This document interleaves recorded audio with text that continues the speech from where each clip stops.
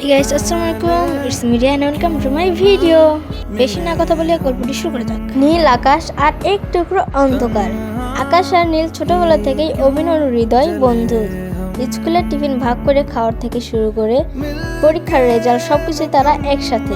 আকাশ ছিল খুব চঞ্চল আর নীল ছিল কিছুটা শান্ত স্বভাবের। নীল সবসময় আকাশকে বলতো, তোর এত অস্থিরতা কেন রে? আমি তো আছি সব সামলানোর জন্য। কলেজ জীবন শেষ হওয়ার পর আকাশ একদিন জানতে বলল নীলের এক ধরনের রক্ত ক্যান্সার হয়েছে। কিন্তু নীল তাকে এই কথাটি জানায়নি, কারণ সে চেয়েছিল আকাশ তার জীবনে সবচেয়ে গুরুত্বপূর্ণ স্কলারশিপ নিয়ে বিদেশ যাক। নীল জানতো আকাশ জানলে কোনোভাবেই তাকে ফেলে যাবে না। আকাশ যেদিন এয়ারপোর্টের দিকে রওনা হবে, নীল তাকে বিদায় জানাতে এলো।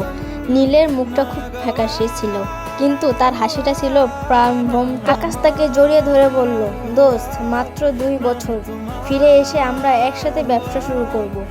নীল শুধু হাসলো এবং পকেট থেকে একটা পুরনো ছবি বের করে দিল।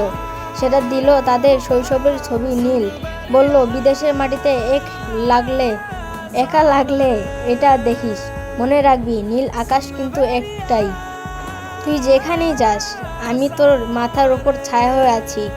বিদেশ যাওয়ার মাত্র 6 মাস পর আকাশ হঠাৎ খবর পেল নীল আর নেই।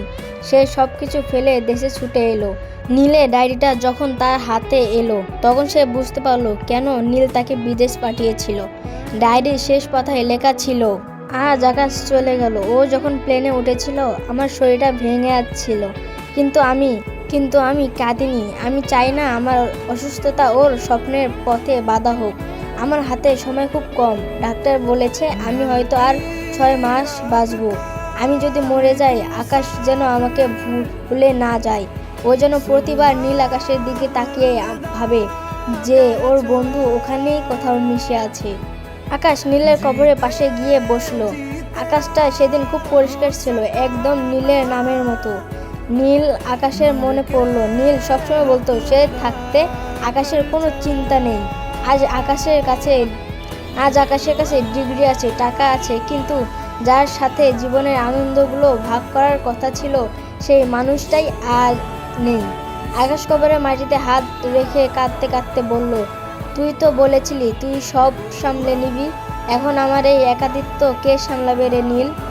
বাতাসে কোনো উত্তর এলো না, শুধু মাথার উপরের বিশাল নীল আকাশটা নিঃশব্দে সাক্ষী হয়ে রইল এক অপূর্ণ বন্ধুত্বের।